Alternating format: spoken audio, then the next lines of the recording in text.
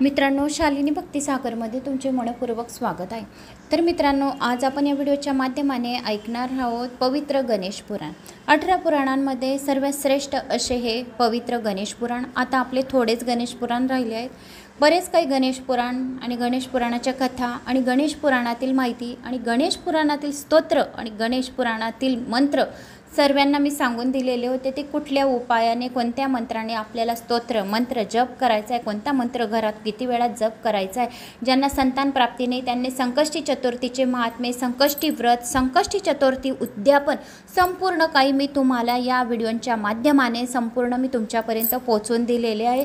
तर त्या भाविक भक्तांनी सर्वांनी गणेश पुराणाचा लाभ शेवटपर्यंत या व्हिडिओमध्ये घ्यावा। एक लाईक, चॅनलला सबस्क्राईब आणि माझा आत्मविश्वास वाढवण्यासाठी कमेंट्स आपल्या गावाची जशी करत आहे, हजारो गावांच्या तुमच्या कमेंट्स येत आहेत, अशाच हजारो गावांच्या कमेंट्स करत राहा आणि माझ्या चॅनलला पुढे घेऊन जा, म्हणजे मी चांगल्या चांगल्या कथा तुमच्यापर्यंत पोहोचवेल। माझी खूप इच्छा आहे की मी 18 पुराणे या चॅनलवर टाकू आणि तुमच्यापर्यंत 18 पुराणे संपूर्ण श्रवण करून चुकू आणि मी पण स्वतः 18 पुराणे श्रवण करू। मी पण एवढे 18 पुराणे वाचलेले नव्हते, पण माझ्या एक व्हिडिओ शिवलीला अमृताचा 11वा अध्याय कोरोना कालमध्ये एकच व्हिडिओ टाकला होता, त्यानंतर मी टाकला नव्हता।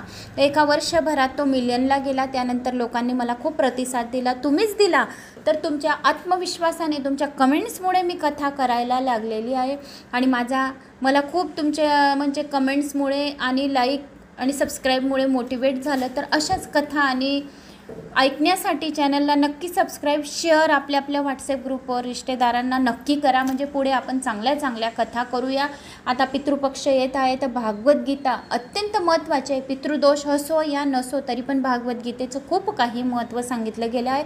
पुढचे आपले गणेश पुराण झालं, अनंत चतुर्दशीच्या दुसऱ्या दिवसापासून आपण भागवत गीता लावू 15 दिवस। भागवत गीता झालं की लगेच नवरात्र येईल, नवरात्रासाठी देवी पुराण लावू। तर आणि पुढे मग दिवाळीसाठी चांगलेच कथा, चांगले उपाय, मंत्र आणि सेवा येतील। तर त्यामुळे या चॅनलला लाईक, सबस्क्राईब, कमेंट्स नक्की करावी। तर आता आपण ऐकूया मायावी राक्षसाचा वध कसा केला मोहतकटाने। आपले मोहतकटाच्याच कथा चालू आहेत, क्रीडाखंड चालू आहे।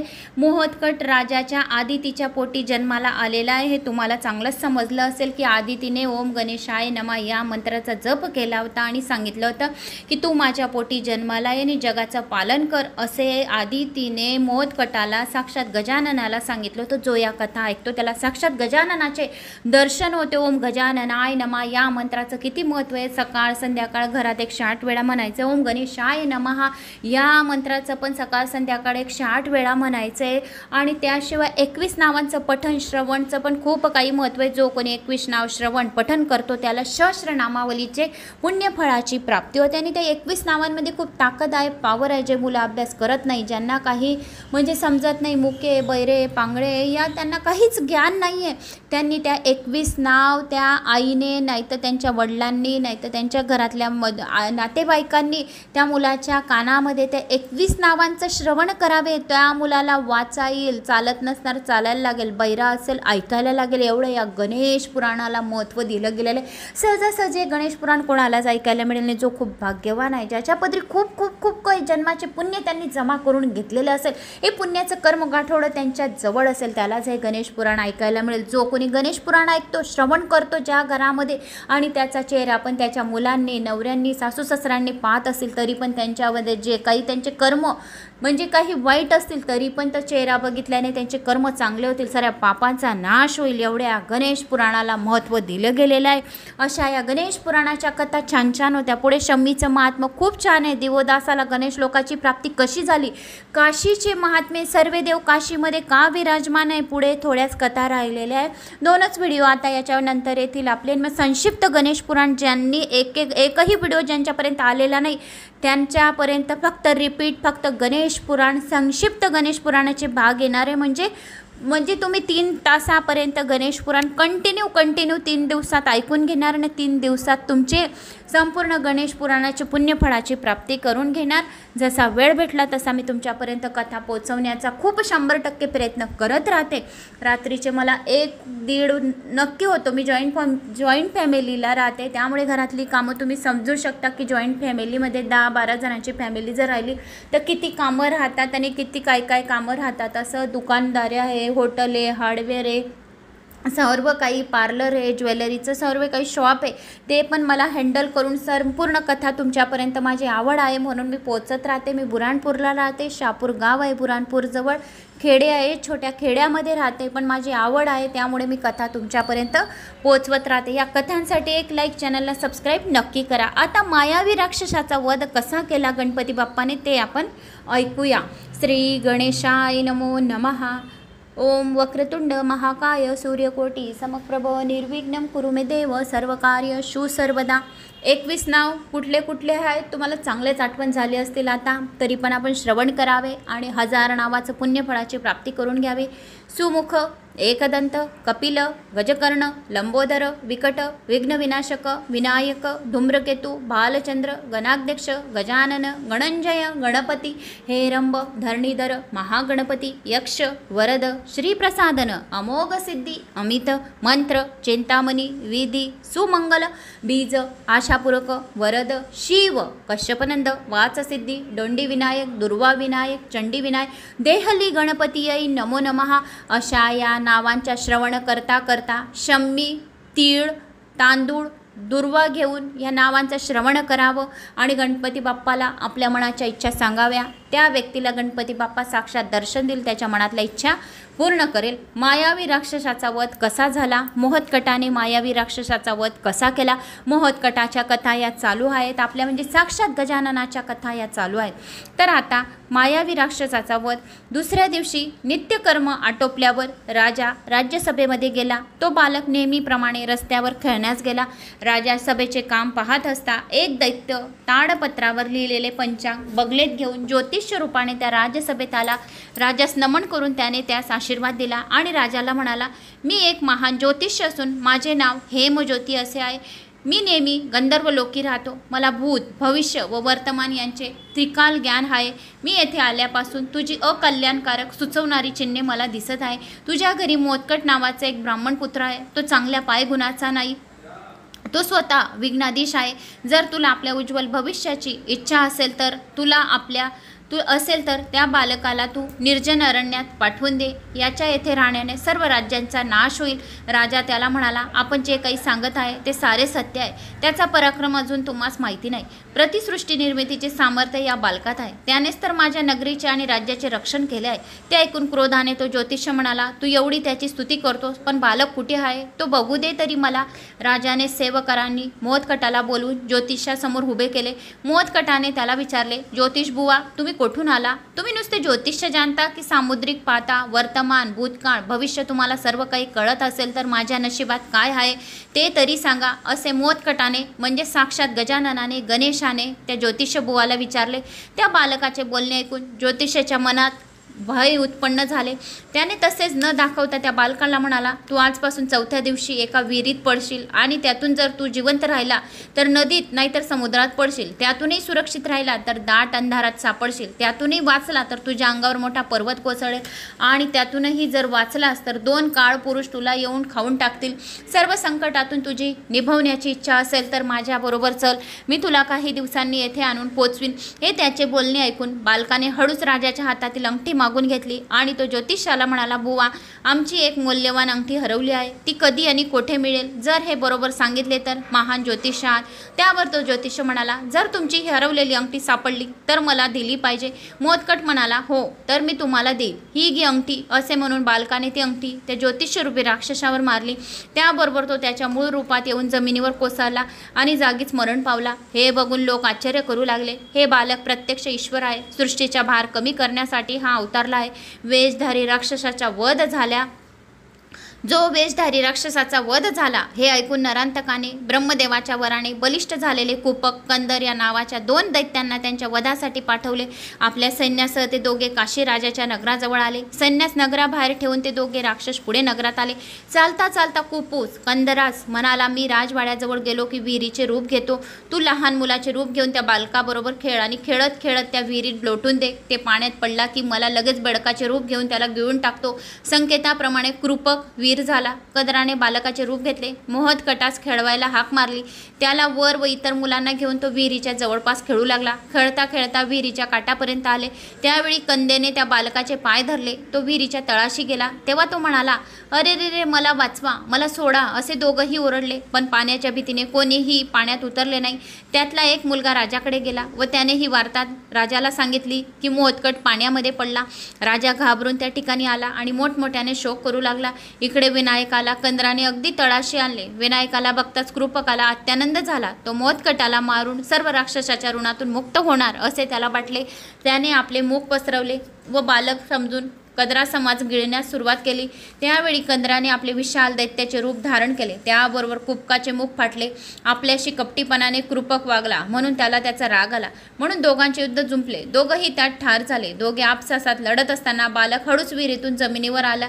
तेव्हा सर्वांना आनंद झाला. पण एक मोठा चमत्कार असा झाला की कुपक व कंदर मेल्यानंतर नरांतकाने अंधक, अबोसर व तूग या 3 राक्षसांना काशीराजाचे परिपत्य करण्यास पाठवले. त्या तिघांनी नगराजवळ येताच काशी राजाबरोबर युद्ध करण्यास सुरुवात केली. या युद्धात राक्षसाची जवळजवळ सर्व सेना मारली गेली. हे पाहून आता काय करायचं याचा ते तिघे विचार करू लागले. आता आपल्याला काशी राजाचा पराभव करणे शक्य नाही हे जाणून त्यांनी कपट कारस्थानाने त्यांचा नाश करण्याचे ठरवले. अंधक म्हणाला, मी माझ्या विद्येने सूर्याला झाकून सर्वत्र अंधार करतो. अबसूर म्हणाला, मी माझ्या सामर्थ्याने या नगराभोवती खंदक निर्माण करून भोवतालची सर्व जमीन पाण्यात बुडवून टाकतो, म्हणजे कोणासही नगराबाहेर जाता येणार नाही. यावर तुंगंग म्हणाला, मी अतिविशाल पर्वताचे रूप घेऊन सर्व लोकांवरच कोसळतो, म्हणजे सर्व लोक मरतील. असा कट ठरवून अबोसुराने आपल्या मायाद्वारे मुसळधार पर्जन्यवृष्टी करण्यास सुरुवात केली. विजा चमकू लागल्या. महाभयंकर असा झंझावात सुरू झाला. त्यात मोठे मोठे वृक्ष वेली उन्मळून पडू लागले. मग सर्वत्र आकार उडाला. त्या बालकाने एक मोठा वटवृक्ष तयार केला. स्वतः एक अकराळ विकराळ पक्षाचे रूप घेऊन 100 कोस पंख पसरून चोचीने ते संपूर्ण उदक पिऊन टाकले. अंधाराने निर्माण झालेल्या काळोखाचा नाश करण्यासाठी आपला दिव्य तेजाने प्रकाश निर्माण केला. असे सर्व संकटाचे निरसन झालेले पाहून लोकांना आनंद झाला. नंतर तुंगाने पर्वताचे रूप घेतले व तो त्या वृक्षावर आदळू लागला. तेव्हा त्या पक्षाने आपल्या विशाल पंखांचा एक फटका त्या पर्वतावर मारला. फटका मारताच त्या पर्वताकडे कोसळू लागले. नंतर त्याने ते पर्वत चोचीमध्ये पर्वताकडे कोसळू लागले. नंतर त्याने ते पर्वत चोचीमध्ये धरला व अंधोक अबसूर यांना आपल्या एका पायात धरून आकाशात नेऊन गरागरा फिरवून जमिनीवर कोसळले. जमिनीवर पडल्यावर त्या तिघांचाही तात्काळ मृत्यू झाला. अबोसुराच्या शरीराचे तुकडे तुकडे झाले. त्याच्या डोक्यावरचा भाग त्याच्या घराच्या अंगणात पडला. त्यावेळी त्याची आई सुवर्ण मंचकावर बसली होती. तिला दासींनी सांगितल्याबरोबर ती धावत अंगणात आली. आपल्या मुलाचे डोके बघून ती मोठ्याने शोक करू लागली. संतापाने तिने प्रतिज्ञा केली, आदितीच्या पुत्राने माझ्या मुलाला मारले. मी सूड घेतल्याशिवाय राहणार नाही. जेव्हा मोदकटाचे शिर कापून आणेन तेव्हाच मी माझ्या मुलाच्या शिराचा अग्निसंस्कार करेन. एवढे बोलून तिने आपल्या पुत्राचे मस्तक जपून ठेवण्यात दासांना सांगितले. मला तिने माया जालेने आदितीसारखे सुंदर रूप घेतले व ती काशीराजाकडे आली. तिचे ते रूप पाहून लोकांना आश्चर्य वाटले. मोदकटाची माता आदिती आपल्याला भेटायला आली ही बातमी कळताच आदिती रूपी राक्षसीला सामोरी जाऊन मोठ्या आनंदाने तिचे स्वागत केले. नंतर ती राक्षसी राणीच म्हणाली, आपण बरेच दिवस माझ्या मुलाला आपल्याकडे ठेवून घेतले आहे. त्याला भेटायला माझे मन आतुर झाले होते. कुठे आहे तो? खूप दिवस झाले मला माझा मुलगा दिसला नाही. माझ्यापासून लांब आहे. केव्हा त्याला डोळे भरून पाहीन असे मला झाले. त्याला भेटण्यासाठी मी आपल्याकडे आली आहे. हे तिचे मायावी प्रेमळ बोलणे ऐकून राणी भारावून गेली. तिने लगेच दासींना पाठवून देवळावरील पहारेकरांना मोदकटात शोधून आणण्याची आज्ञा केली. तिने माता आदिती राजवाड्यात आली आहे असा निरोप राजाला पाठवला. तो निरोप कळताच राजा हर्षयुक्त होऊन आदितीला भेटायला राणीच्या महलात आला. हात जोडून तो म्हणाला, हे माते, तुझ्या दर्शनाने मी आज खरंच धन्य झालो. आता आपण माझ्या इथे विवाह समारंभ होईपर्यंत आनंदाने राहा. तेवढ्यात मोटकत तेथे आला. त्याने त्या आदिती रूपी कपटी राक्षसीला ओळखले. तो साक्षात गजानन होता. त्याला तर राक्षसीला ओळखला म्हणजे त्याच्याकरता काहीच कठीण नव्हतं, कारण साक्षात गजानन जे देव राक्षसांना ओळखले याने खूप मोठे, कारण त्याला माहिती होतं की ही राक्षसी नाही आणि मला मारायला आली आहे. मोदकटाने लगेच तिला कपटी राक्षसीला ओळखले. तो तिला म्हणाला, हे माते, तू माझ्यासाठी काय खाऊ आणला आहे ते मला दे. हे ऐकून तिने आपल्या जवळील विषारी लाडू त्याला खायला दिला. त्याने चटकन लाडू खाल्ला. आणखी पाहिजे याने हट्ट करू लागला. तेव्हा तिने आणखी एक लाडू काढून त्याच्या हातावर ठेवला. तिसरा लाडू मागायला त्याने हात पुढे केला. तेव्हा ती म्हणाली, लाडू संपले आहेत. राणी म्हणाली, हे देव माते, तुझ्या मुलाला खूप भूक लागली आहे आणि तूही थकून आली आहेस, म्हणून तुम्ही दोघंही माता पुत्र भोजनास चला. हे ऐकून ती उठू लागली. तेवढ्यात तिच्या मांडीवर बसलेल्या मोदकटाने आपल्या शरीराचे वजन एवढे वाढवले की तिला उठता येईना. नंतर झोपेचे सोंग करून त्या तिच्या मांडीवर आडवा झाला. आपले वजन वाढवीत राहिला. त्याचे वजन एवढे वाढले, शेवटी राक्षसीनीच त्याचे वजन पेलवेना म्हणून ती त्याला मांडीवरून लोटू लागली. हे पाहून राजा त्या मायाविनीस म्हणाला, हे माते, तू झोपलेल्या अशा बालकालाच अशा पद्धतीने ढकलू नकोस. लहान मूल आहे. ते लहान मूल होते, पण गणेशाने एवढे वजन वाढवले की ते समोरच्याला समजू दिले नाही. फक्त राक्षसीलाच समजत होते की याचे वजन वाढत आहे. ते झोपणारच, त्याची झोप न करता त्याला झोपू दे. राजा बोलत होता. तोच मोदकटाने पर्वतासारखे आपले वजन वाढवून घेतले आणि त्याच्या खाली ती मायावी राक्षसाला चिरडून ठार मारले. हे पाहून राजा एकदम आश्चर्यचकित झाला. गजाननाचे ते अक्राळ विक्राळ रूप पाहून राजाने गणेशाची दशश्लोकांनी स्तुती केली. ओम श्री गणेशाय नमः, ओम श्री गणेशाय नमः, ओम श्री गणेशाय नमः, ओम श्री गणेशाय नमः. राजा असा जोरजोराने रडू लागला. त्याच्या डोळ्यातून अश्रू आले की आपला बालक, आपला मोहतकट किती हा साक्षात देव आहे. त्याने या मायावी राक्षसाचा वध केला. याने खूप काही नरांतक देवांतक किती राक्षसांना ठार केले आणि आज या मायावी राक्षसाला बी ठार केले. आणि दशश्लोकांनी स्तुती करू लागला. दिवसेंदिवस मोहतकटाचे पराक्रम पाहून लोकांना आश्चर्य वाटत होते. तो कोण आहे हेच त्यांना कळत नव्हते. देव आहे की दानव आहे की काय आहे की मानव आहे काहीच कळत नव्हते. असा प्रश्न सर्वांना येत होता. त्याच्या समोर उभा होता. सर्वांच्या मनामध्ये हा प्रश्न उभा होता. एक दिवस सर्व प्रजा राजसभेत आली. तेव्हा राजाने त्याचे स्वागत केले आणि येण्याचे कारण विचारले. राजा, तुला एखादी वस्तू मिळाली तर तू आम्हा प्रजानांना देतोस, मग त्या पराक्रमी बालकाची सरबराई तू एकटा का करतोस? तरी पण या बालकाला आमच्याकडे भोजनासाठी पाठवावे अशी आमची विनंती आहे. हे ऐकून मोदकट म्हणाला, लोकांनो, मी तुमच्या येथे अवश्य येईल. तुमची इच्छा मी पूर्ण करेन. तुम्ही का म्हणून बाळगता? अशी इच्छा तुम्ही का म्हणून बाळगत आहो? माझा मान सन्मान करून तुमचा काय फायदा होणार आहे? मी तर एक लहानसा ऋषी कुमार आहे. त्यावर लोक म्हणाले, हे कुमारा, तू येथे विवाह समारंभासाठी आला आहेस. तो समारंभ संपला म्हणजे तू घरी जाशील तेव्हा आपली कुठे भेट होणार आहे? म्हणून तू आत्ताच आमच्याकडे ये. आमच्याकडे पाहुणचार घे, जेवण कर. ही आमची इच्छा आहे, ती पूर्ण कर. सर्व प्रजा त्या राजाला विनवण्या करू लागले की मोदकटाला आमच्या घरी जेवायला पाठव. हे ऐकून मोदकट म्हणाला, जर महाराजांनी मला तुमच्याकडे जाण्याची आज्ञा दिली तर मी नक्की तुमच्या घरी जेवायला येईल. तेव्हा राजाने प्रजाननांच्या घरी भोजनाला जाण्याची परवानगी मोदकटाला दिली. तेव्हा लोकांना खूप आनंद झाला. ते घरोघरी पाकसिद्धीसाठी निघून गेले.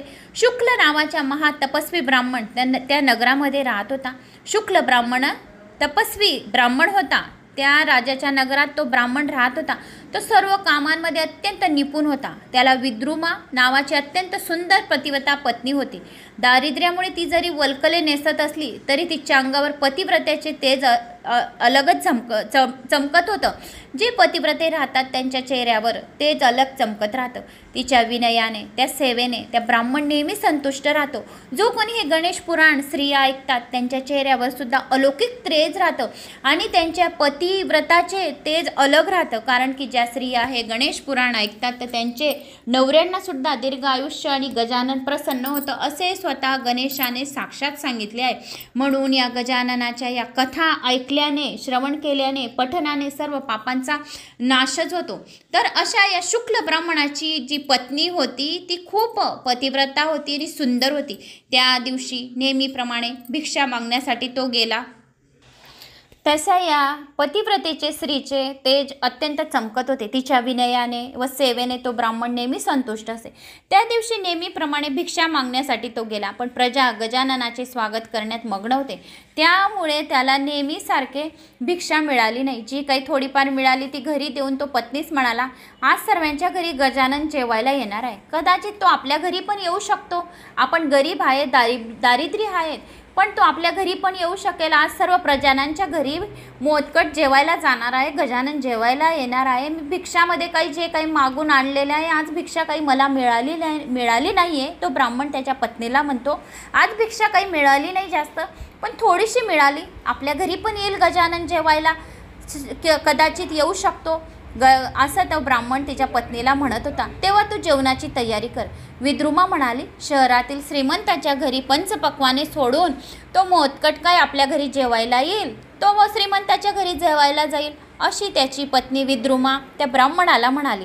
तो कुमार आहे, तो काय गरिबांच्या घरी जेवायला येईल आणि भिक्षेचं अन्न खाण्यासाठी कशाला येईल हो? कशाला चिंता करत आहे की आपल्या घरी पण गजानन जेवायला येणार आहे असं? तो श्रीमंताच्या घरी जाईल मोदकट जेवायला. असे त्या दोघांचं संभाषण चालू होतं. त्यावर शुक्ल म्हणाला, अगं असं बोलू नकोस बरं का. परमात्मा भक्तीचा भुकेला आहे. प्रेमाशिवाय दुसऱ्या कोणत्याही उपायाने तो वश होत नाही. जो खूप श्रद्धा आणि विश्वासाने त्याला पूजा पाठ अर्चना दुर्वा शमीपत्र मोदक लाडू घारगा जो श्रद्धा आणि विश्वासाने त्याला अर्पण करतो, त्याच्याने श्री गणेशाय नमः, वक्रतुंडाय नमः, विनायकाय नमः, भालचंद्राय नमः, ज्या नावांनी हजार नावांनी त्याचे नुसते प्रेमाने एक वेळासुद्धा प्रेमाने जर त्याचे नामस्मरण करून घेतलं तरी पण गजानन त्या भक्तीने भुकेलेले विश्वासाने श्रद्धेने तो त्याच्या जवळ जातो आणि त्या भक्तांच्या सर्व इच्छा पूर्ण करतो. असं शुक्ल ब्राह्मण त्या विद्रुमा त्याच्या बायकोला म्हणत होता. असं नको बोलू, तो भक्तीचा भुकेला आहे. प्रेमाशिवाय दुसऱ्या कोणत्याही उपायाने तो वश होत नाही. त्याला फक्त भक्ती याच्यानेच वश होईल आणि सर्व भक्तांच्या तो भक्तीनेच पूर्ण करतो. तर दर्भाने अर्पण केलेल्या सोन्यापेक्षा प्रेमाने अर्पण केलेली एक फुलाची पाकळीच त्याला अधिक प्रिय असते. हे ऐकून आनंदाने विद्रुमा म्हणाली, असं का? खरंच सांगताय का तुम्ही?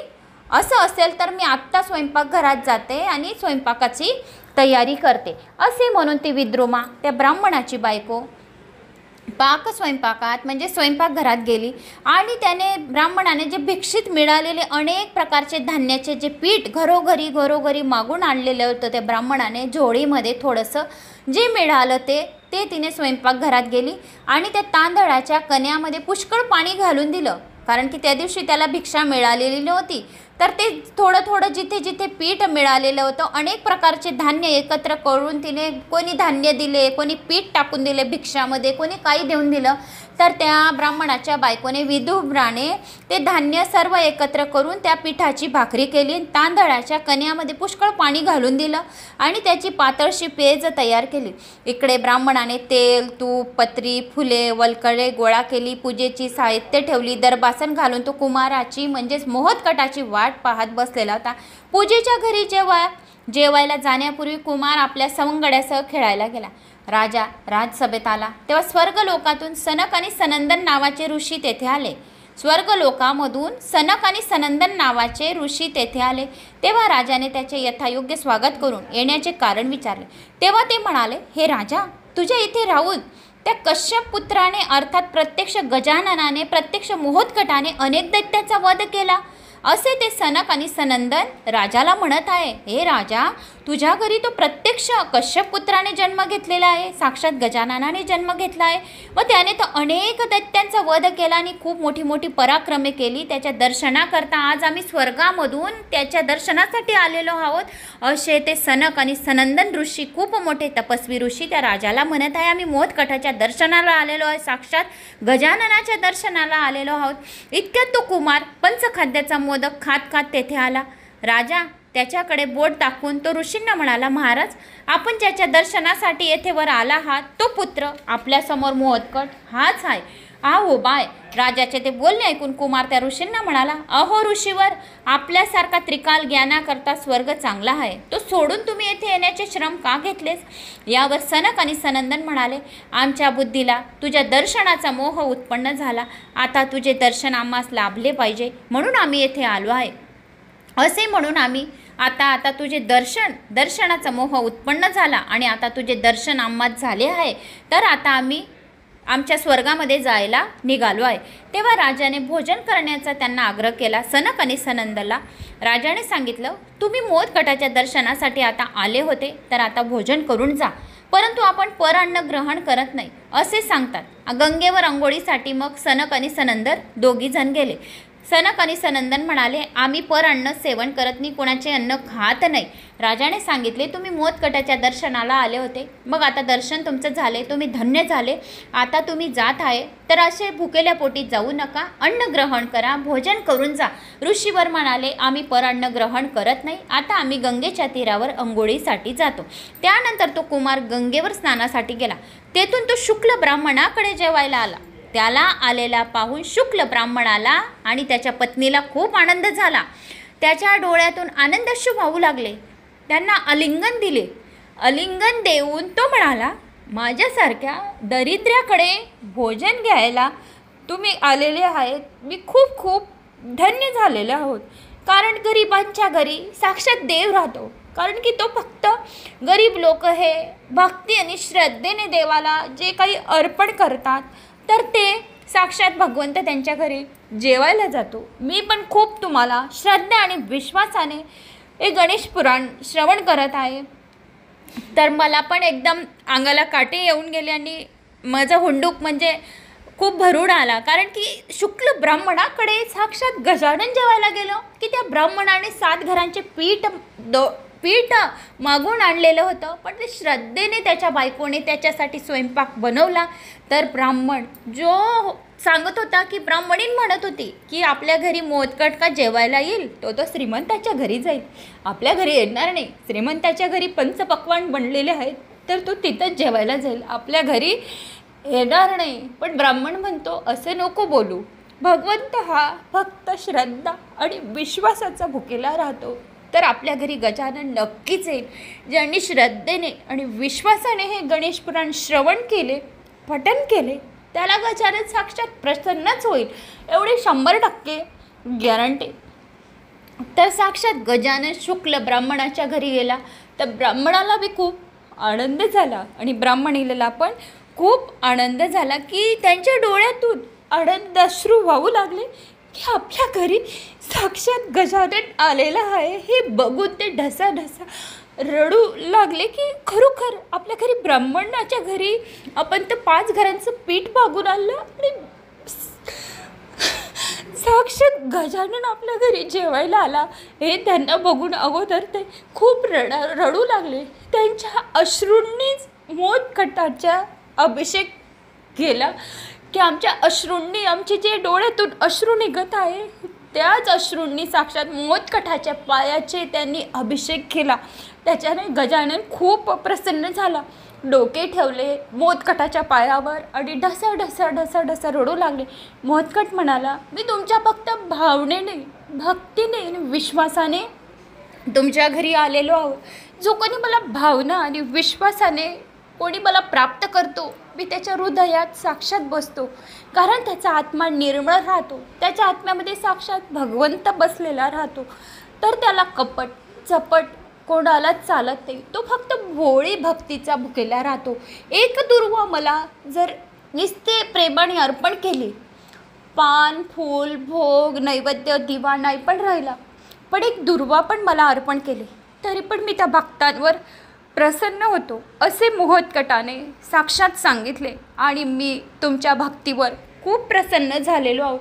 तुम्ही भक्तीने मला जी पेज बनवलेली, भक्तीने तुम्ही जे 5 घरांचं पीठ मागून आणलेलं आहे, तुम्ही खूप दारिद्र्य आहात, तुमच्या घरी मला पोटभर अन्न खायला सुद्धा नाही, पण तुम्ही जी भिक्षा मागून आणलेली आहे त्याच्याने सुद्धा मी खूप प्रसन्न झालेलो आहोत। तुमच्या भावनेने, तुमच्या भक्तीने मी तुमच्याकडे आकर्षित झालेलो आहोत।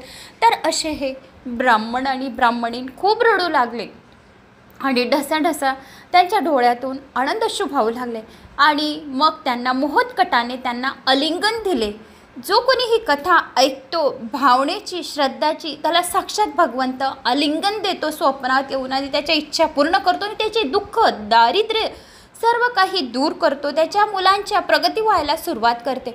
असे येथे मोहत्कटाने सांगितले की मी तुम्हाला आता आलिंगन देऊन तुमच्या सर्व इच्छा कामना पूर्ण करेल असे सांगितले। मग माझ्यासारख्या दारिद्र्याकडे तुम्ही भोजन करण्यासाठी तुम्ही आलास, मी खूप खूप धन्य झालेलो आहोत असे बोलून त्याने प्रेमाने मोहत्कटाला चौरंगावर बसवले आणि विद्रुमाने केलेली जी भाकरी आणि पेज त्याला अर्पण केली, ती भाकरी आणि पेज मोहत्कटाने मोठ्या भक्तीने फुरके मारून मारून खाल्ली. इकडे तर इतर लोकांकडे पंचपक्वानाचे भोजन तर तयारच करून बालकाची वाट पाहत बसलेली होती पुरी प्रजा, की माझ्या घरी मोदकट येईल, माझ्या घरी गजानन जेवायला येईल. सर्वांनी पंचपक्वानांचे भोजन तयार करून ठेवलेले होते, आसन मांडून ठेवलेले होते. सर्वजण आनंदाने वाट पाहत होते. आता मोदकट येईल, आता तेव्हा येईल, गजानन येईल, आता साक्षात गजानन माझ्या घरी येईल, तो म्हणे माझ्या घरी येईल. पण गजानन हा फक्त भक्ती आणि भावनेचा भुकेला आहे. तर मला पण वाचता वाचता खूप हुंडूक भरून आलं की साक्षात गजानन खरोखर साक्षात आहे. गरिबांचा असो की श्रीमंतांचा असो, गजाननाला भेदभाव नाही. गजानन फक्त भावना आणि भक्तीने आणि विश्वासाने त्यांच्यावर प्रसन्न होतो. म्हणून भावना आणि श्रद्धा आणि विश्वास खूप मोठे आहे. तर सॉरी मित्रांनो की माझा पण हुंडूक एकदम दाटून आला. मी बी गणपती बाप्पासमोरच मी गणेश पुराण वाचत आहे, त्यामुळे माझ्या अंगाला पण खूप काटे आले. आणि की ब्राह्मणाच्या घरी, ज्या ब्राह्मणाच्या घरी एक अन्नाचा दाना नाही, पण श्रद्धा आणि विश्वासाने नवरा बायकोंनी जे बनवलं जेवण, त्यांच्या जेवणामध्ये रसस्वाद आणण्यासाठी आणि त्यांच्या विश्वासासाठी भगवंत साक्षात त्यांच्या घरी जेवायला गेला. तुम्ही माझ्या फिलिंग्स समजू शकतात. तर मी माझा हुंडूक रोखू नाही शकली, तर सॉरी फक्त त्याच्यासाठी. तर अशा पद्धतीने गजानन साक्षात त्या दरिद्र ब्राह्मणाकडे जेवायला गेला. विश्वासाने आणि भक्तीने जी ब्राह्मणाच्या बायकोनी पेज बनवलेली होती, 7 घरांची अन्न आणलेले दळून, त्याची खूप थोडंसंच पीठ होतं आणि त्याच्यात खूप सारं पाणी टाकून दिलं आणि गजाननाने ती फुरके मारून मारून ती पेज खूप पोट भरून खाल्ली. इकडे तर सर्व लोकांनी पंचपक्वानांचे भोजन तयार करून बालकाची वाट पाहत बसले होते. खूप वेळ झाला पण गजानन काही कोणाकडे दिसला नाही. सर्वजण दुसऱ्यांच्या घरी त्यांचा शोध घ्यायला झाले. बाजूचा जो एकमेकांच्या घरी बाजूला घरं आहेत, तर तो म्हणायचा तुमच्याकडे गजानन आला जेवायला, ते म्हणे तुमच्याकडे आला का गजानन जेवायला, तर दुसरा म्हणे तुमच्याकडे आला का गजानन जेवायला.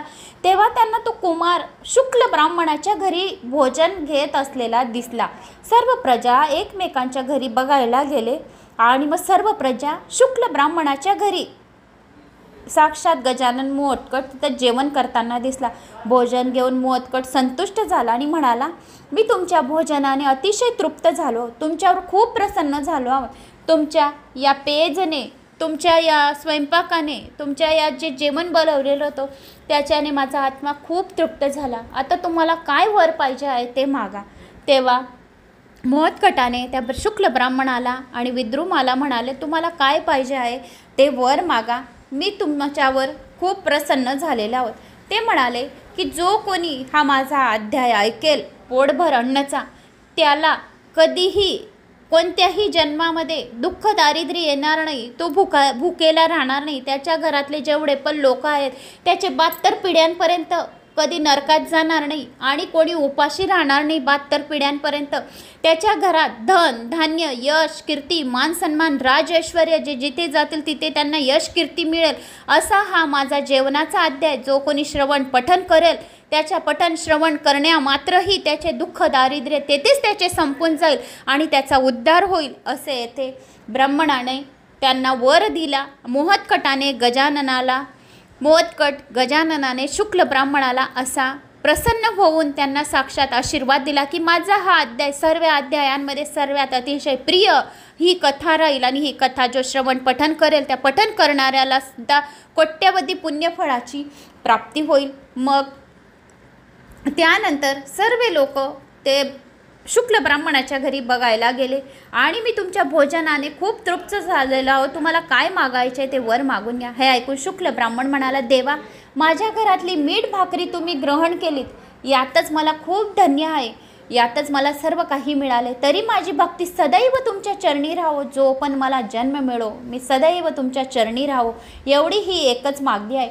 मला या संसारातून मुक्त करा, मला मोक्षाची प्राप्ती द्या. तेव्हा तथास्तु म्हणून कुमार तेथून निघून गेला आणि ब्राह्मणाचे घर सोन्या रुपाने गंडगज भरले. आणि गजानन म्हणाला, जो कोणी ही माझी कथा ऐकेल, श्रवण करेल, पठन करेल, कोणाला सांगेल, शेअर करेल, तर त्याचे घर सोन्या रूपाने गंडगज, हमेशा त्याच्या घरी माता लक्ष्मी कायमस्वरूपी विष्णू भगवानांना घेऊन कायमस्वरूपी 72 पिढ्यांपर्यंत सोन्या रुपांनी त्याचे घर भरलेले राहील. मग नंतर जनता पाकसिद्धी करून मोदकटाची वाट पाहत होती. पण कुमार कोणाकडेही न जाता शुक्ल ब्राह्मणाकडे भोजन करून राजवाड्यात येऊन झोपला. असे समजतात सर्व प्रजा राजवाड्यात भोजनास चला म्हणून विनंती करू लागले. तेव्हा बालक म्हणाला, मी पोटभर जेवलो आहे. तेव्हा लोक म्हणाले, तुम्ही जोपर्यंत आमच्याबरोबर भोजनासाठी येत नाही तोपर्यंत आम्ही येथून कुठेही जाणार नाही. त्या प्रजेचे प्रेम पाहून सर्वांकडे रूपे घेऊन त्यांची इच्छा पूर्ण करण्यासाठी गेला. तेव्हा सनक सनंदन अंघोळ करून एखाद्या ब्राह्मणाच्या घरी जेवण करावे म्हणून आले. तेव्हा त्यांना तेथे गणेश जेवत आहे असे दिसले. मग तो दुसऱ्या घरी गेले, तेथेही त्यांना गणेश जेवत आहे हे दृश्य दिसले.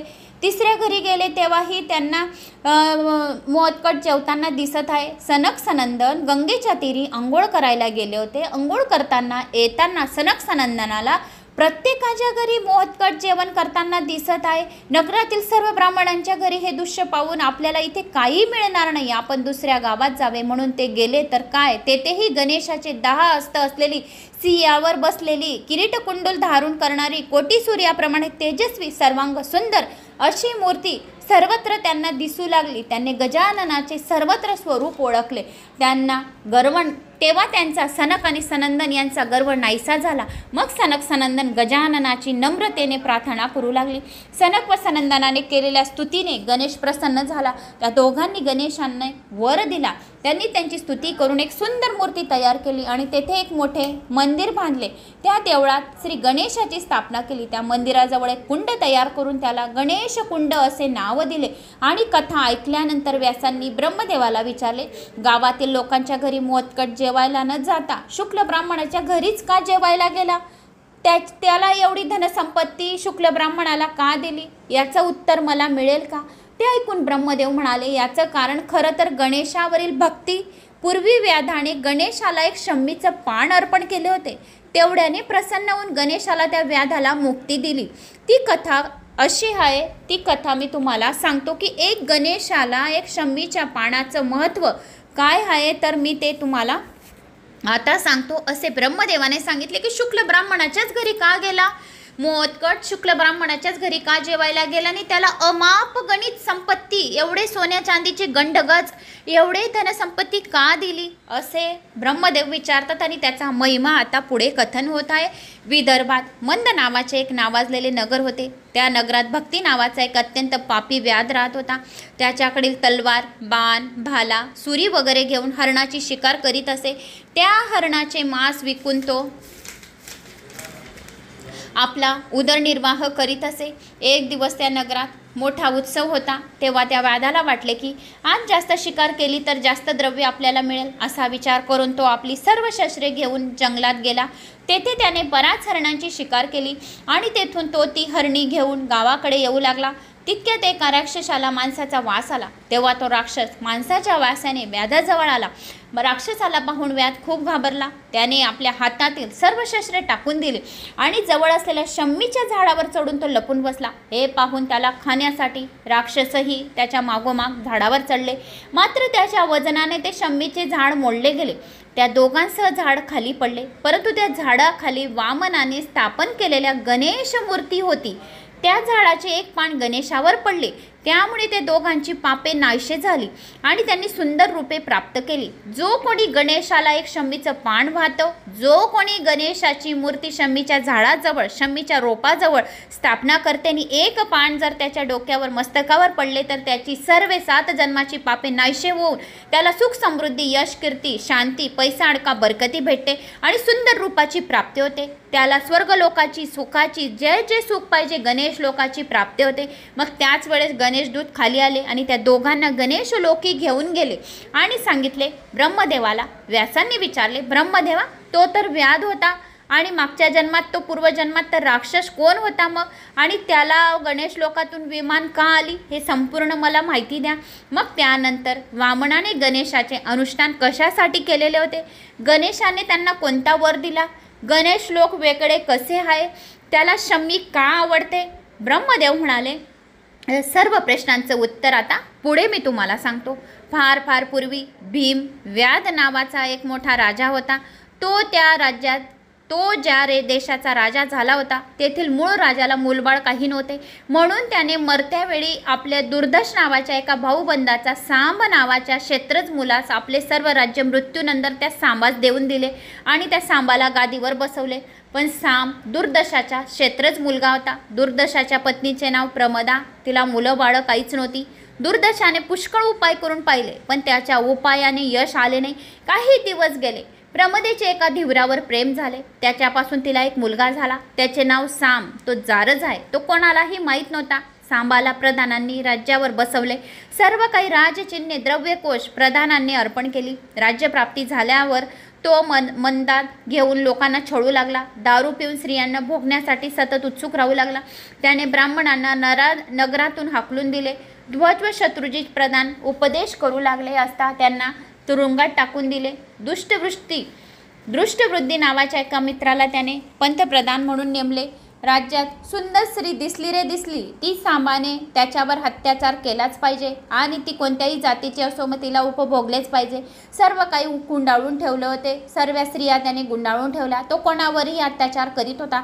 दुष्टबुद्धी प्रधानही नावाप्रमाणे दुष्ट होता. त्याने राजाप्रमाणे प्रजेचा अनेक प्रकारे छळ केला आणि त्यामुळे सारी प्रजा त्याला त्रासून कंटाळली होती. दोघंही इतके पापी होते की त्याचे नाव घेणं सुद्धा पातक वाटत होतं. एक दिवशी ते दोघे रानात शिकारीला गेले. शिकार करून झाल्यावर ते दोघंही राजधानीला जायला निघाले.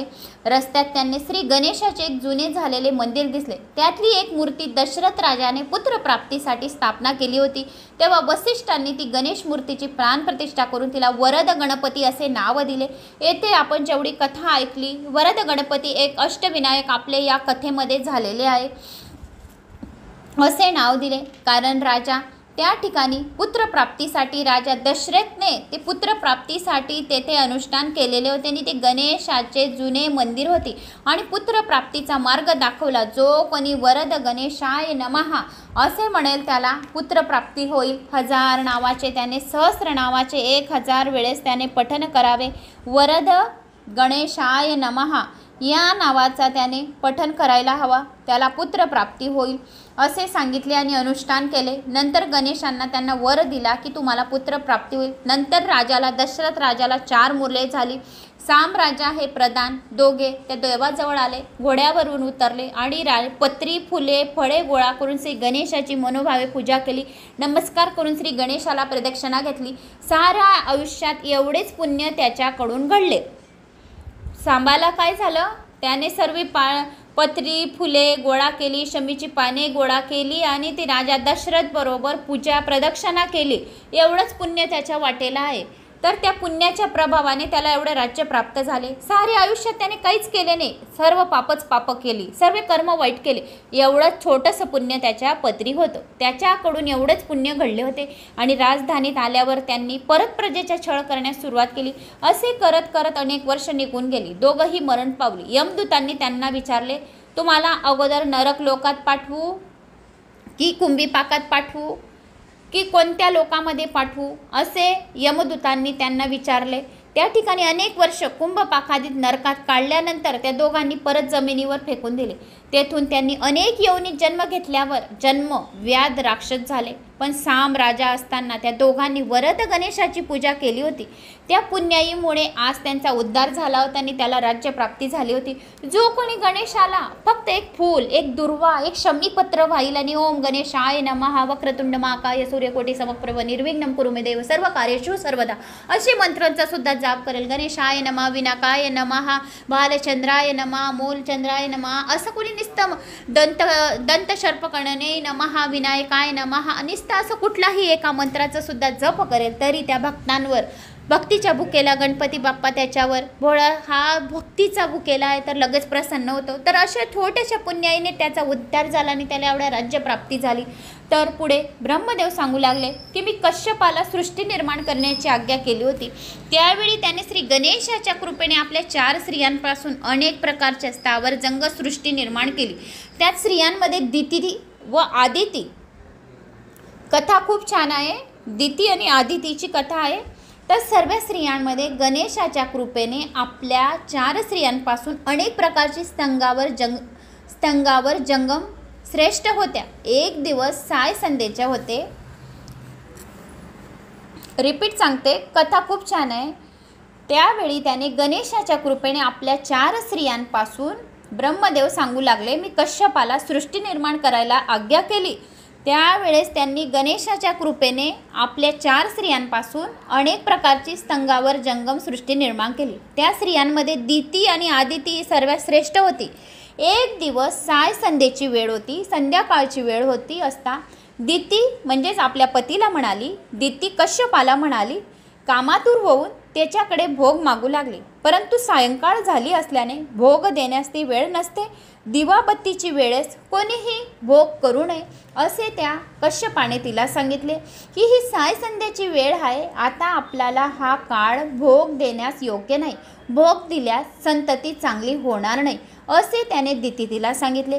पण दिती ती काही ऐकेना. ती कामातूर झालेली होती. ती म्हणायची ते भोगासाठी ती खूप व्याकुळ झाली होती.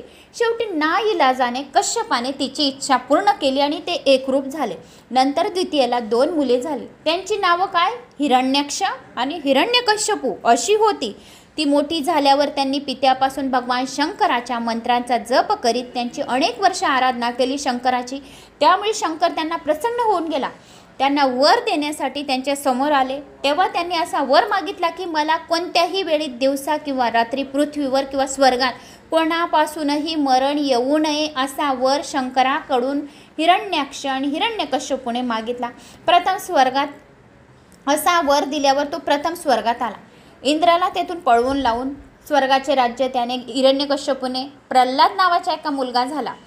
तो स्वर्गाचे ते काय झाले? राजे झाले.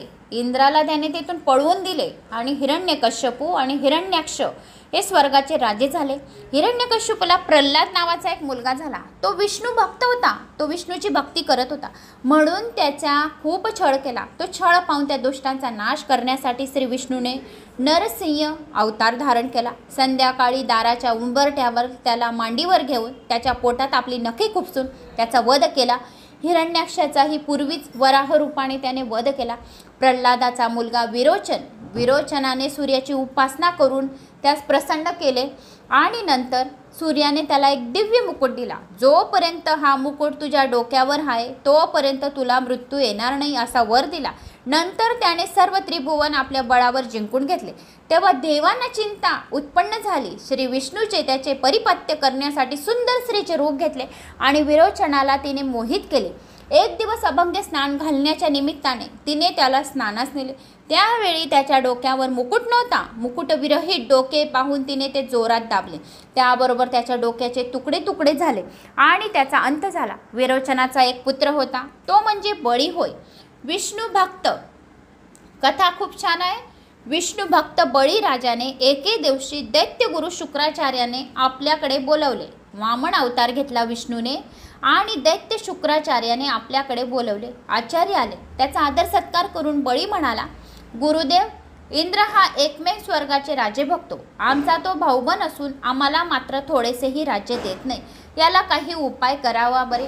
तेव्हा शुक्राचार्य म्हणाला, राजा, तुझ्या पूर्वजांनी इंद्रपदाकरता खूप प्रयत्न केले पण त्यात ते अयशस्वी ठरले. राजा, जो कोणी 100 यज्ञ पूर्ण करेल त्याला इंद्रपदाची प्राप्ती होईल. तेव्हा तू 100 यज्ञ सन्मार्गाने स्वर्गाचे अधिपती प्राप्त करून घे. या उपदेशाप्रमाणे बळी वसिष्ठ भृगु आणि ऋषींना बोलावून यज्ञास प्रारंभ केला. त्या ऋषींनी पूर्वी दिशा साधून यज्ञकुंडे स्थापली. नंतर त्यांनी मातृकाची देवताची स्थापना केली. बळीने शुभ वस्त्र घालून आपल्या पत्नीसह यज्ञाची दीक्षा घेतली. ब्राह्मणांनी पूर्वांग झाल्यावर वेद आणि शूद्राच्या वाक्याच्या अनुरोधाने पशुचे अवलंब करून प्रत्येक देवताला त्या देवतेच्या मंत्राने आहुती समर्पित केली।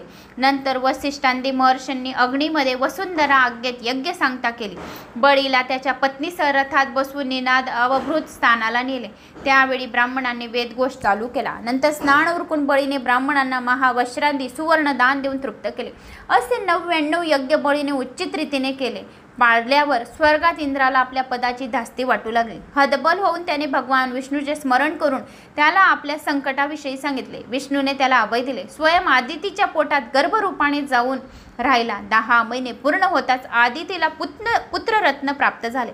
आपले स्वरूप प्रकट करून श्री विष्णूने कश्यप आदितीला दर्शन दिले आणि कश्यपाला म्हणाला, पूर्वी तू तपश्चर्या करून माझा जन्म तुझ्या पोटी व्हावा असा तू वर मागितला होता, तो वर प्राप्त करून घेतला होतास। त्याप्रमाणे त्यांचा भूभार कमी करण्यासाठी मी तुझ्या पोटी जन्म घेतला आहे।